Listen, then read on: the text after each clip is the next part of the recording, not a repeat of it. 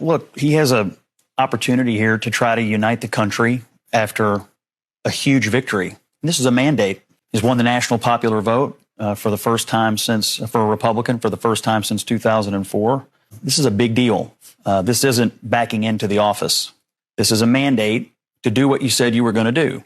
Get the economy working again for regular working class Americans, fix immigration, try to get crime under control, try to reduce the chaos in the world. This is a mandate from the American people to do that. I think I'm interpreting the results tonight as the revenge of just the regular old working class American, the anonymous American who has been crushed, insulted, condescended to.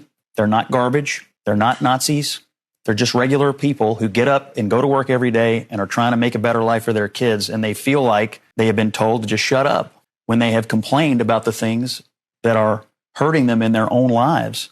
I also feel like this election, as we sit here and pour over this tonight, is something of an indictment of the political information complex.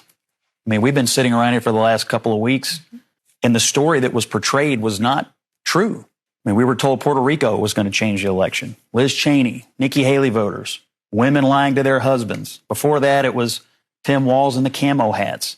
Night after night after night, we were told all these things and gimmicks were going to somehow push Harris over the line. And we were just ignoring the fundamentals. Inflation, people feeling like that they were barely able to tread water at best. That was the fundamentals of the election. And so I think that both parties should always look at the results of an election and figure out what went right and what went wrong.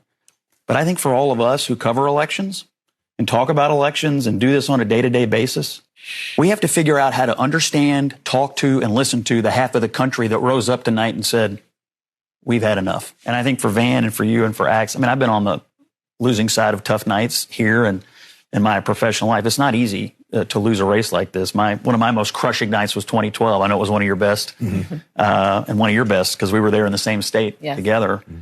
And so I understand. And I do think that the new president has a responsibility to make the whole country feel like they can be part of a more optimistic future. I do think the way this campaign was run was basically on the Democrats thought there were enough people who hated Trump or were willing to fear him to win the race. And it turns out there's more to being president than simply not being Donald Trump in the eyes of the American people. I'm a little worried about how Democrats are going to react. They've been told Trump is a modern day Hitler, or at least he's a fascist.